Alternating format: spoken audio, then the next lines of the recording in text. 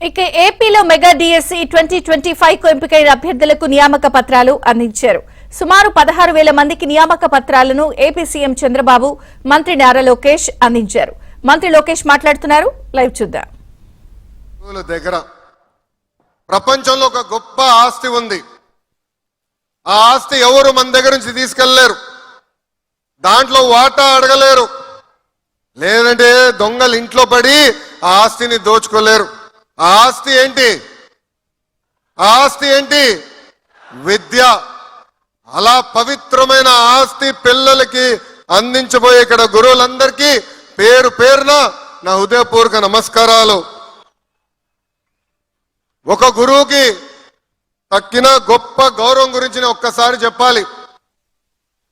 కరెక్ట్గా అక్టోబర్ 3, 1996లో ఆనాటి రాష్ట్రపతి శంకర్ దయాళ్ శర్మ గారు ఒమాన్కి వెళ్ళారు.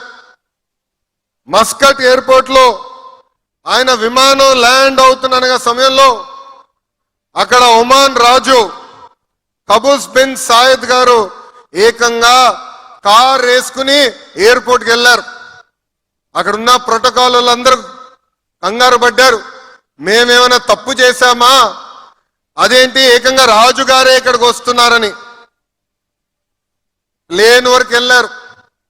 శంకర్ దయాళ్ శర్మ గారు దిగిన తర్వాత ఆయన కారులో ఎక్కించుకుని రాజుగారు స్వయంగా ఆయన ఇంటికి ఆ కారుని నడుపుకుంటూ తీసుకెళ్లి ఇంటికి తీసుకెళ్లారు.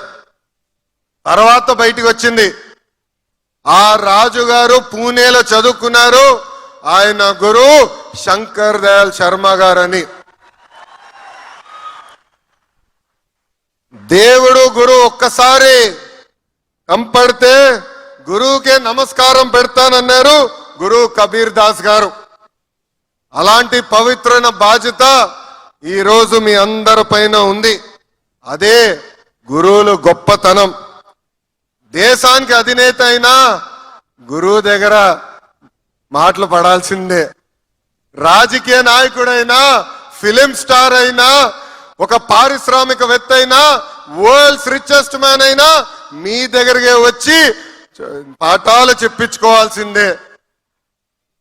అంతేకాదు, నాకు లైఫ్ టైం గురువు అయిన గౌరవ ముఖ్యమంత్రి శ్రీ నారా చంద్రబాబు నాయుడు గారికి నాకింత అద్భుతమైన అవకాశం ఇచ్చిన మీకు నా హృదయపూర్వక నమస్కారాలు నేను తెలియజేసుకుంటున్నా. మిమ్మల్ని అందరిని చూస్తుంటే నాకు చిన్నప్పుడు రోజులు గుర్తొస్తున్నాయి, మా గురువులందరూ గుర్తొస్తున్నారు. మొన్న జరిగిన ఉత్తమ ఉపాధ్యాయుల మీటింగ్ లో చెప్పా, నేను బ్యాక్ బెంచర్ అని. మాది కొంచెం గోల బ్యాచే, కానీ ఆనాటి టీచర్ మంజుల మేడం గారు నేను తప్పు చేస్తే 2 గట్టి కొట్టేవారు. ఏకంగా నేను వైస్ ప్రిఫెక్ట్ అయినప్పుడు ఒక పట్టుదల, ఒక డిసిప్లిన్ నేర్పించారు రమాదేవి మేడం గారు.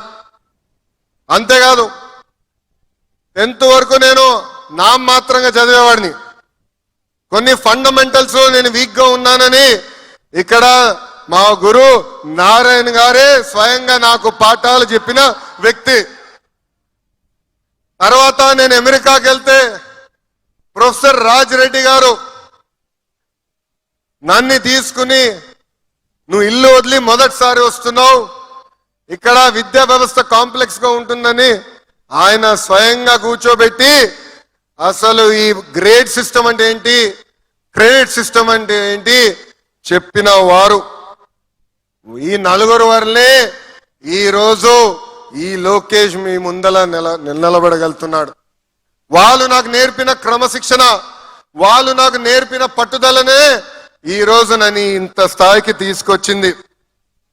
యువగల పాదయాత్రలో నిరుద్యోగ యువకుల్ని కలిశాను. మీరందరూ నన్ను కోరింది ఒక్కటే, గడిచిన 5 సంవత్సరాలు ఒక్క డిఎస్సి జరగలేదు, మెగా డిఎస్సి ఏర్పాటు చేసి ఉపాధ్యాయులుగా మమ్మల్ని నియమించమని మిమ్మల్ని అందరూ నన్ను కోరారు. ఆనాడు చెప్పా, ఓపిక పట్టండి, కూటమి ప్రభుత్వ అధికారంలోకి వస్తుంది, తొలి సంతకం చంద్రబాబు నాయుడు గారు మెగా డిఎస్సి మీద పెడతారని. చాలా మంది అన్నారు, ఈ మెగా డిఎస్సి అవుతుందా, ఈ మెగా డిఎస్సిని మేము ఆపి చూపిస్తామని. వాళ్ళకి ఆ ఒక్క విషయం అర్థం అవట్లా. సిబిఎన్ అంటే డిఎస్సి, డిఎస్సి అంటే సిబిఎన్. ఆంధ్ర రాష్ట్రంలో 17 డిఎస్సీలు జరిగితే దాంట్లో 14 డిఎస్సీలు ఏకంగా తెలుగుదేశం పార్టీ అధికారంలో ఉన్నప్పుడు నిర్వహించాం. సుమారుగా 2 లక్షల మంది ఉపాధ్యాయులు తెలుగుదేశం పార్టీ అధికారంలో ఉన్నప్పుడు నియమిస్తాం జరిగింది. మన ఉత్తమ ఉపాధ్యాయుల మీటింగ్కి వెళ్తే అక్కడ గౌరవ ముఖ్యమంత్రి గారు అడిగారు, తెలుగుదేశం పార్టీ హయాంలో ఉపాధ్యాయులుగా నియమైన వాళ్ళని అందరినీ నుంచోమంటే 99% మంది ఆనాడు నుంచునే పరిస్థితి.